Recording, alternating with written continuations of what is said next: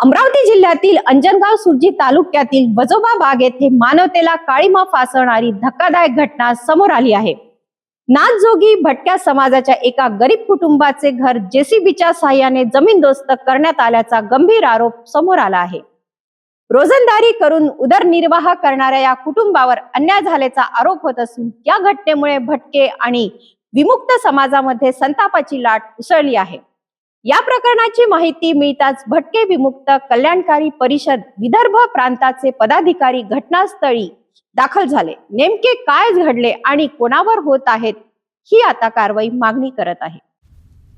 9 जून रोजी अमरावती जिल्ह्यातील अंजनगाव सुरजी तालुक्यातील वजोता बाग येथे नाथजोगी भटक्या समाजाच्या एका कुटुंबियांचे घर जेसीबीच्या साहाय्याने पाडण्यात आल्याची घटना समोर आली आहे।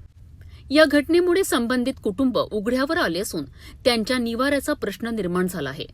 रोजंदारी करून आपल्या कुटुंबियांचा उदरनिर्वाह करणाऱ्या या कुटुंबावर अन्याय झाल्याचा आरोप स्थानिकांनी आणि सामाजिक संघटनांनी केला आहे।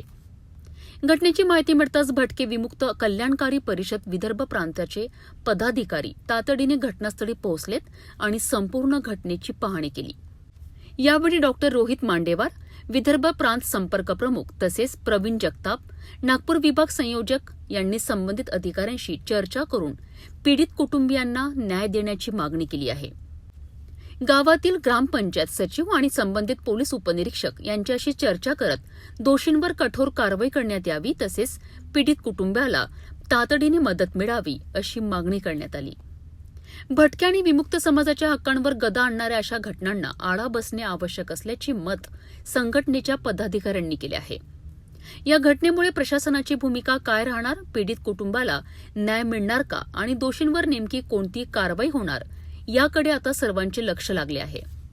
वजोबा बाग येथील या घटनेने अनेक गंभीर प्रश्न उपस्थित केले आहेत। गरीब आणि वंचित समाजातील कुटुंबावर होणाऱ्या कथित अन्यायाला जबाबदार कोण आणि अशा कुटुंबियांना न्याय कधी मिळणार हा मोठा प्रश्न आहे।